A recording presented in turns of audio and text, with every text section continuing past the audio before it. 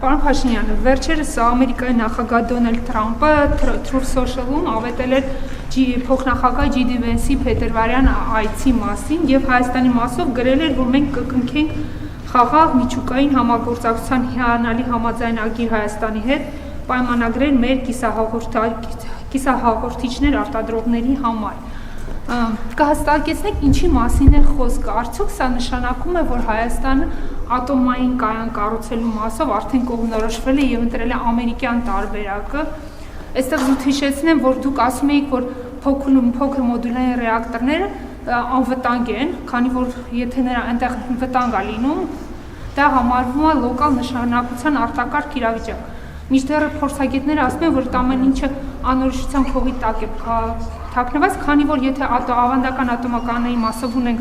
80 տարվա փորձ, ապա ՀՄՌ-ների մասով ընդհանրապես փորձ չկա համաշխարհային, ու Ռուսաստանն ու Չինաստանը որոշակի փորձ ունեն, բայց ոչ գետնի վրա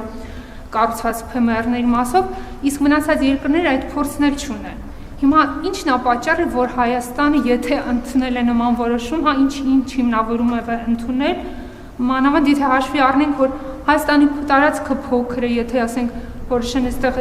կառուցեն ու հանկարծ լինի ինչ-որ վտանգավոր միջադեպ, նույն Թուրքիան, որը համարվում է տարածաշրջանում ԱՄՆ գործընկերը, հիմնական գործընկերը ու նաև ՆԱՏՕ անդամ երկիր, ինքը Ռուսաստանի հետ է համագործակցում ատոմականների կառուցման հարցով։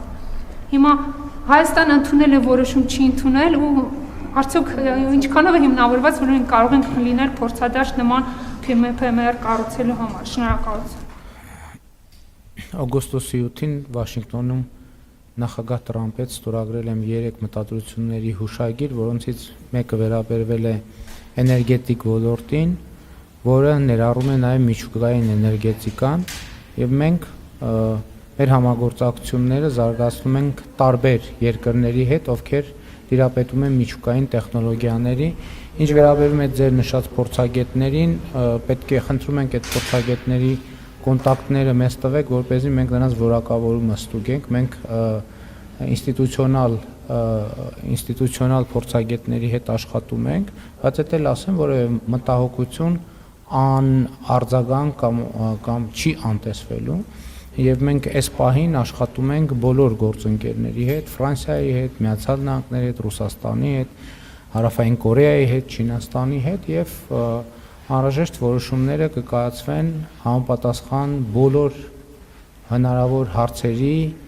հնարավոր վստահելի պատասխաններ ստանալուց հետո։